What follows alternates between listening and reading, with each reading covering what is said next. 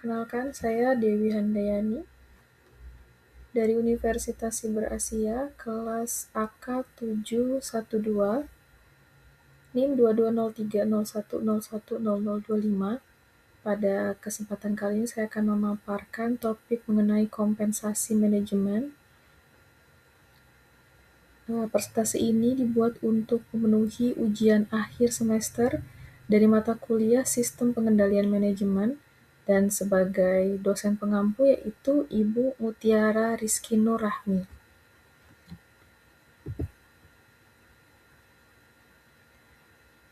Kita akan membahas mengenai definisi dan pentingnya kompensasi. Definisi kompensasi manajemen yaitu imbalan yang diberikan organisasi kepada manajer atas kontribusi mereka. Sementara pentingnya kompensasi yaitu untuk memotivasi, mempertahankan, dan mengarahkan manajer agar selaras dengan tujuan dari organisasi.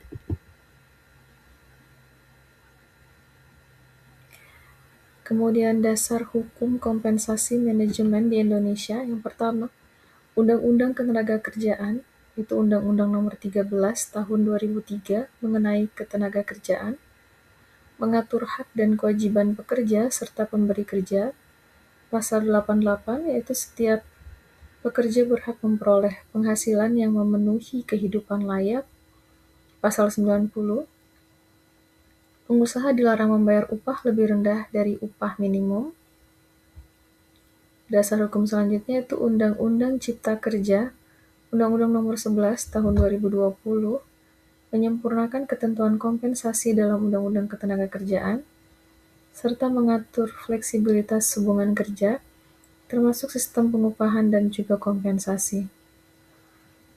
Dasar hukum selanjutnya itu Peraturan Pemerintah atau PP Nomor 36 Tahun 2021 tentang pengupahan, menjadi turunan Undang-Undang Cipta Kerja, serta mengatur struktur dan skala upah, komponen upah, serta kebijakan bonus dan juga insentif.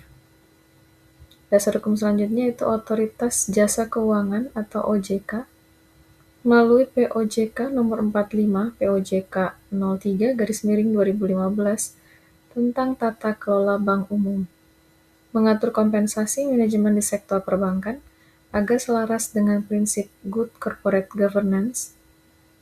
Prinsip kompensasi harus adil, transparan, dan berbasis kinerja. Yang kelima, dasar hukum kelima merupakan prinsip Corporate Governance, GCG. Kompensasi manajemen harus fairness, adil bagi manajer dan pemegang saham, transparansi, jelas dan dapat diaudit, serta accountability sesuai kinerja dan juga tanggung jawab.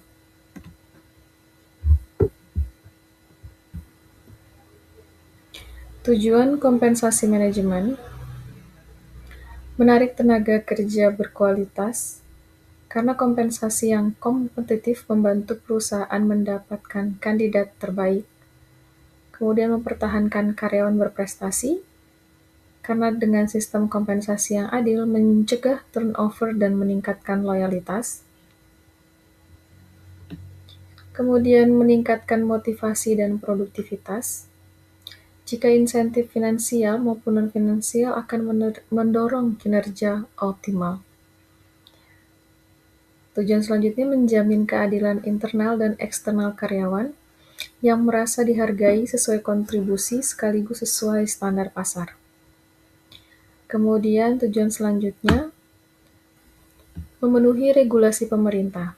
Kompensasi harus sesuai dengan ketentuan hukum dan peraturan ketenagakerjaan, mendukung strategi bisnis.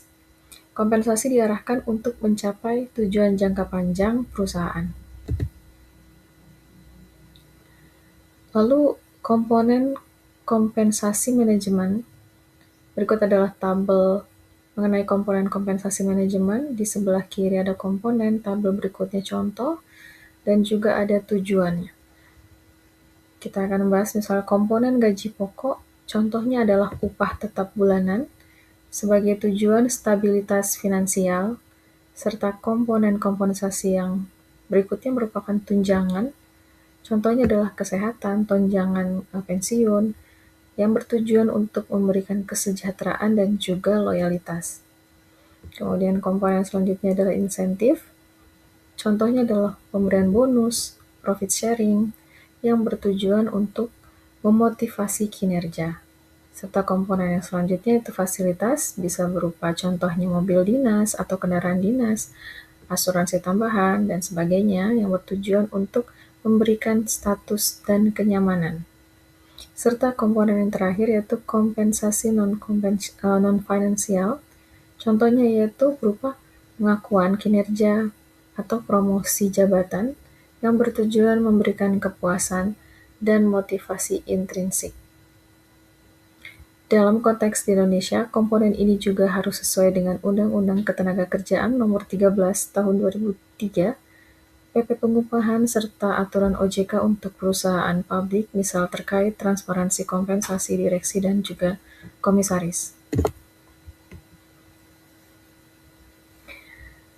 Kita akan membahas mengenai jenis insentif. Jenis insentif berdasarkan bentuk. Yang pertama ada insentif finansial. Insentif finansial sendiri berupa bonus, yaitu imbalan tambahan atas pencapaian target tertentu, misalnya penjualan atau laba. Dan kemudian ada komisi, persentase dari hasil penjualan atau transaksi yang berhasil dilakukan.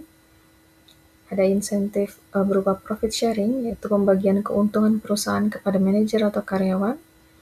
Kemudian ada stock option atau saham, kesempatan membeli saham perusahaan dengan harga khusus, biasanya untuk manajemen tingkat atas. Serta ada insentif berbasis kinerja atau performance-based pay, tambahan gaji berdasarkan evaluasi kinerja individu atau tim. Lantas jenis insentif berdasarkan bentuk yang kedua yaitu jenis insentif non-finansial. Yang pertama berupa promosi jabatan, yaitu kesempatan naik ke posisi lebih tinggi sebagai bentuk penghargaan. Kemudian ada jenis penghargaan atau pengakuan, yaitu sertifikat, plakat, atau pengumuman resmi atas prestasi. Kemudian jenis yang berikutnya merupakan fasilitas khusus seperti mobil, ruang kerja eksklusif, atau keanggotaan klub. Jenis yang berikutnya kesempatan pengembangan diri, memberikan pelatihan, workshop, atau pendidikan lanjutan yang ditanggung oleh perusahaan. Atau jenis yang lainnya yaitu fleksibilitas kerja, misalnya jam kerja fleksibel atau opsi kerja sebagai kerja jarak jauh. Kemudian jenis insentif berikutnya yaitu jenis insentif berdasarkan dari sifat. Ada insentif positif dan juga insentif negatif. Insentif positif misalnya bonus, tambahan penghasilan atas pencapaian target, penghargaan, sertifikat, plakat, atau pengakuan publik, kenaikan jabatan, promosi ke posisi yang lebih tinggi, fasilitas tambahan misalnya mereka mobil dinas, tunjangan ekstra, atau kesempatan pelatihan. Hal ini semua bertujuan untuk atau insentif positif ini bertujuan memotivasi, meningkatkan kepuasan, dan mendorong kinerja. Sementara insentif negatif yaitu berupa pengurangan tunjangan, misalnya tunjangan transportasi atau bonus dipotong, hukuman atas target tidak tercapai berupa teguran, penurunan jabatan, atau pembatasan fasilitas,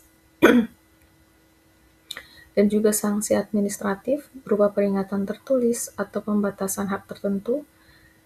Pemberian insentif negatif ini bertujuan untuk memberikan efek jera, mencegah kelalaian, dan juga menegakkan disiplin.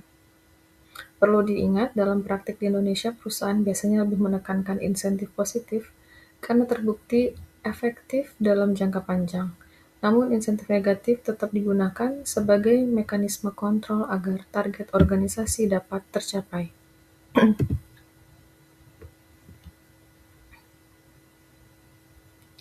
Kita akan membahas mengenai filosofi kompensasi. Filosofi kompensasi sendiri adalah prinsip dasar atau kerangka pemikiran yang digunakan perusahaan dalam merancang dan mengelola sistem kompensasi. Filosofi ini bukan sekedar soal angka gaji, atau bonus, tetapi mencerminkan nilai, strategi, dan budaya organisasi. Yang pertama, menggunakan berbasis kinerja atau performance-based compensation yang berprinsip reward diberikan sesuai pencapaian target atau hasil kerja. Contoh berupa bonus penjualan, profit sharing, insentif berbasis KPI, yang bertujuan mendorong produktivitas, memastikan manajer fokus pada hasil yang terukur. Kelebihannya yaitu adil bagi karyawan yang berprestasi, meningkatkan motivasi. Kelemahan atau kekurangannya bisa menimbulkan orientasi jangka pendek karena hanya mengejar target angka.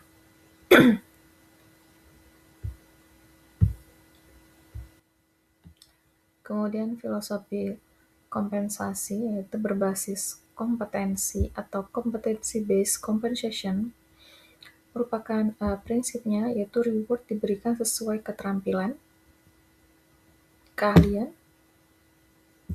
dan juga kontribusi unik yang dimiliki. Contohnya itu tunjangan sertifikasi, kenaikan gaji karena skill baru, promosi karena kompetensi kepemimpinan yang bertujuan mendorong pengembangan diri, membangun kapabilitas jangka panjang. Basis kompetensi ini mempunyai kelebihan mendukung inovasi, meningkatkan kualitas SDM, tapi juga memiliki kekurangan atau kelemahan, yaitu sulit diukur secara objektif dan juga beresiko subjektif dalam penilaian. Strategi kompensasi, yaitu yang pertama, ada 3 di sini strateginya. Yang pertama, pay for performance, itu bonus berdasarkan hasil kerja. Prinsip kompensasi diberikan berdasarkan pencapaian hasil kerja atau target atau output.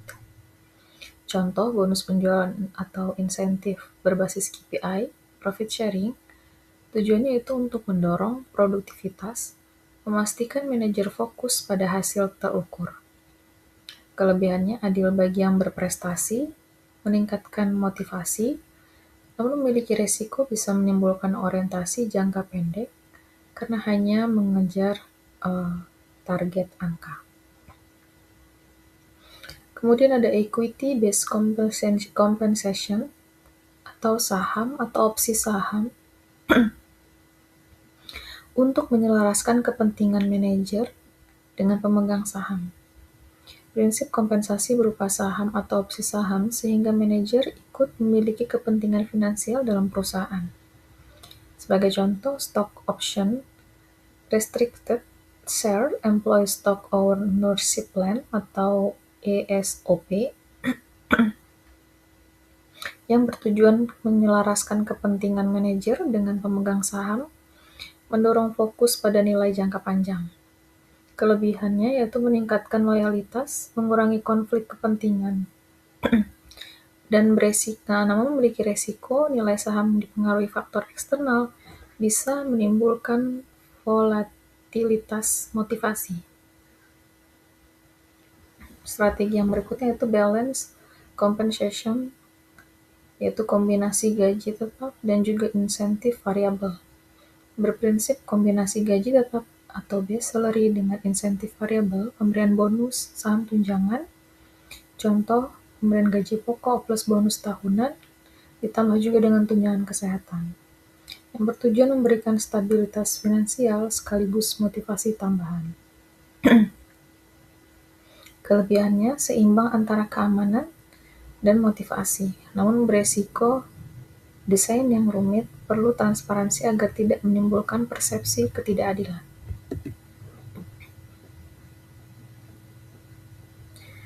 Kita akan membahas contoh penerapan strategi kompensasi di Indonesia, yaitu pay performance, yaitu yang diterapkan pada Bank Mandiri Persero. Bank Mandiri menerapkan sistem remunerasi berbasis kinerja di mana bonus dan insentif diberikan sesuai pencapaian target bisnis dan KPI pegawai. Tujuannya adalah menarik, mempertahankan, dan memotivasi pegawai agar terus memberikan kinerja optimal. Sistem ini juga disesuaikan dengan regulasi OJK dan prinsip Good Corporate Governance. Sementara penerapan dengan strategi Equity Based Compensation program ESOP di emiten Indonesia, beberapa perusahaan publik di Indonesia telah menerapkan Employee Stock Ownership Program, yaitu pemberian saham atau opsi saham kepada karyawan. Contohnya, dari 124 emiten yang disurvei Bapepam, terdapat 24 sudah melakukan ESOP. Strategi ini bertujuan menyelaraskan kepentingan manajer atau karyawan dengan pemegang saham, sehingga mereka terdorong meningkatkan nilai perusahaan dalam jangka panjang. Kemudian contoh penerapan strategi Balance Compensation, yaitu pada PT Astra International, Telkom, Bank BCA, dan juga Pertamina. Perusahaan besar di Indonesia seperti Astra, Telkom, BCA, dan Pertamina menerapkan sistem kompensasi seimbang, gaji pokok tetap, insentif variabel ditambah dengan tunjangan kesejahteraan. Model ini memberikan stabilitas finansial sekaligus memotivasi tambahan melalui bonus tahunan dan tunjangan lain. Balance compensation biasanya dikaitkan dengan penerapan balance scorecard untuk memastikan kompensasi selaras dengan strategi perusahaan. Pembahasan selanjutnya mengenai tantangan dalam kompensasi. Tantangan utama dalam kompensasi yaitu 1. Menjaga keadilan internal dan eksternal. Pada internal, memastikan kompensasi sesuai dengan kontribusi antara posisi, kemudian eksternal tetap kompetitif dengan standar industri dan pasar tenaga kerja. Tantangan yang kedua, mengendalikan biaya tenaga kerja, karena kompensasi adalah salah satu komponen biaya terbesar perusahaan. Maka tantangan menyeimbangkan antara daya tarik kompensasi dan efisiensi biaya. Tantangan ketiga yaitu perbedaan generasi dan ekspektasi karyawan. Generasi muda atau Gen Z lebih menghargai fleksibilitas dan pengembangan diri, sementara generasi senior lebih fokus pada stabilitas finansial. Maka perusahaan harus menyesuaikan strategi kompensasi agar relevan bagi semua karyawan.